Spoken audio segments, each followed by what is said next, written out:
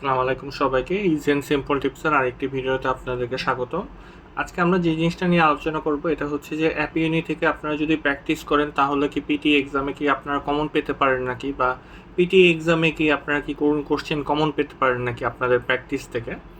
কারণ বলে আপনারা আলফা থেকেও প্র্যাকটিস করতে পারেন, ল্যাঙ্গুয়েজ একাডেমি থেকেও প্র্যাকটিস করতে পারেন, সেক্ষেত্রে কি কোশ্চেন কমন পাওয়া যায় নাকি। তো কোশ্চেন কমন পাওয়ার জন্য আপনাকে দুইটা জিনিস প্রথমে মাথায় রাখতে হবে। কোশ্চেন কমন পাবেন এটা ডিপেন্ড করবে আপনার লাকের উপর, আর আরেকটা জিনিস হচ্ছে আপনার প্র্যাকটিসের উপর। আপনি কী পরিমাণে প্র্যাকটিস করেছেন এটার উপরও কোশ্চেন কমন পাবেন নাকি এটা ডিপেন্ড করে। তো পিটি এক্সামের কোশ্চেনটা কিভাবে হয়, সাপোজ ধরেন পিটি এক্সামের যে কম্পিউটার আছে তার কাছে হচ্ছে সাপোজ ধরেন রিড অ্যালাউডের 3000 কোশ্চেন আছে, রিপিট সেন্টেন্সের 3000 কোশ্চেন আছে, এগুলো সবগুলোকে মিলিয়ে একটা কোশ্চেন সেট বানিয়ে দিবে আপনার জন্য।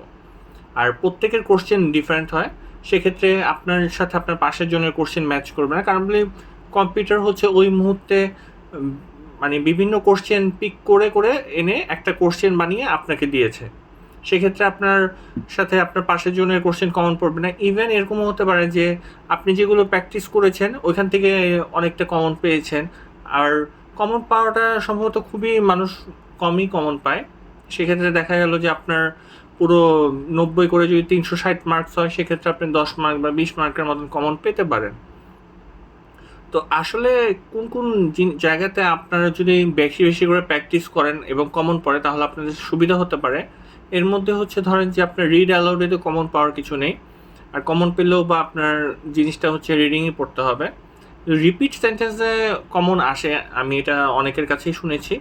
তো রিপিট সেন্টেন্সে আমরা যেটা করি আর কি, রিপিট সেন্টেন্সটা প্র্যাকটিস করে স্কিপ দিয়ে ওকে আমি এত নাম্বার পেয়েছি আবার নেক্সট এটা প্র্যাকটিস করি, এটা আপনারা করবেন না। আপনারা যখন রিপিট সেন্টেন্সটা প্র্যাকটিস করবেন, ধরেন যে সাপোজ আপনাকে 70 মার্কস দিল, তো আপনি রিপিট সেন্টেন্সে পুরো ওয়ার্ডটা কী ছিল এটা একটু দেখবেন, পুরো সেন্টেন্সটা কী ছিল আর কি।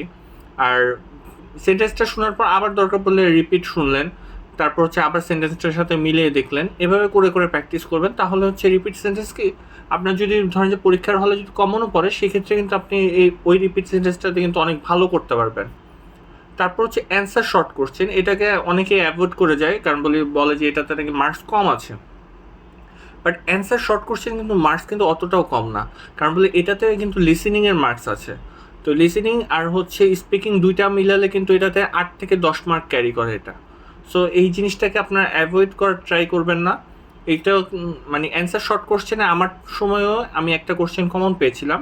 সো আপনারা ভালো ভালো করে মানে বেশি বেশি করে প্র্যাকটিস করলে আপনারা এখানেও ভালো একটা মার্কস পাবেন। আর রাইটিংয়ে তো কমনের কিছু নেই, রিডিংয়ের মধ্যে ফিল ইন দ্য ব্ল্যাঙ্কস আর হচ্ছে ইয়েতে একটাতে হচ্ছে অপশন সহ, আরেকটাতে হচ্ছে আপনার সবগুলো আর কি প্রায় 8 থেকে 10টা অপশন থাকবে। তো আমি হচ্ছে ফিল ইন দ্য ব্ল্যাঙ্কসের এখানে একটা কমন পেয়েছিলাম আমার পরীক্ষার টাইমে।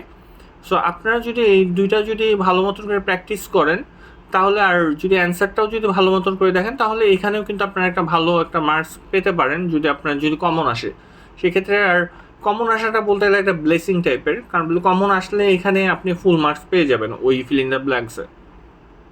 তারপর লিসেনিংয়ের মধ্যে এইগুলোতে কমন আসার কিছু নেই, বাট রাইট ফ্রম ডিকটেশনে হচ্ছে কমন আসার একটা চান্স আছে। সেই জন্য হচ্ছে আপনাকে যখন আপনি অ্যান্সারটা করবেন তারপর আবার অ্যান্সারটা পুরোটা দেখবেন এবং লিসেনিংয়ের পার্টটা আবার শুনবেন, তাহলে কি হবে যে আপনার মেমোরিতে থাকবে, যখন আপনি সেম জিনিসটা আবার পাবেন তখন হচ্ছে আপনার জন্য সুবিধা হবে। বাট মানে চান্সেস খুবই কম কমন আসার, আমি একটা পেয়েছিলাম কমন। সো আমি যেটা বললাম আর কি, আমি পুরো প্র্যাকটিসের মধ্যে আমি জাস্ট অ্যান্সার শর্ট কোশ্চেনে একটা কোশ্চেন কমন পেয়েছিলাম, ফিল ইন দ্য ব্ল্যাঙ্কসে একটা কমন পেয়েছিলাম, রাইট ফ্রম ডিকটেশনে একটা কমন পেয়েছিলাম।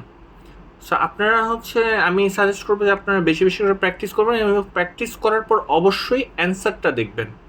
কারণ আমি যখন fill in the blanks common পেয়েছি আমি অ্যান্সারটা ভুলে গিয়েছি, কারণ এটা স্বাভাবিক যে আপনি যখন অনেকগুলো প্র্যাকটিস করবেন অ্যান্সার ভুলে যাওয়াটাই স্বাভাবিক। তারপর আমার মানে ধারণা থেকে আমার মতে ভালোই হয়েছে, কারণ যেহেতু এটা আমি আগে প্র্যাকটিস করেছি, সো ভালো একটা মার্কস আনা সম্ভব। যদি আপনার যদি পুরোটা মেমোরিতে নাও থাকে তারপর আপনি একটা ভালো মার্কস আনতে পারবেন। আজ এ পর্যন্তই, সবাই ভালো থাকবেন, আসসালামু আলাইকুম।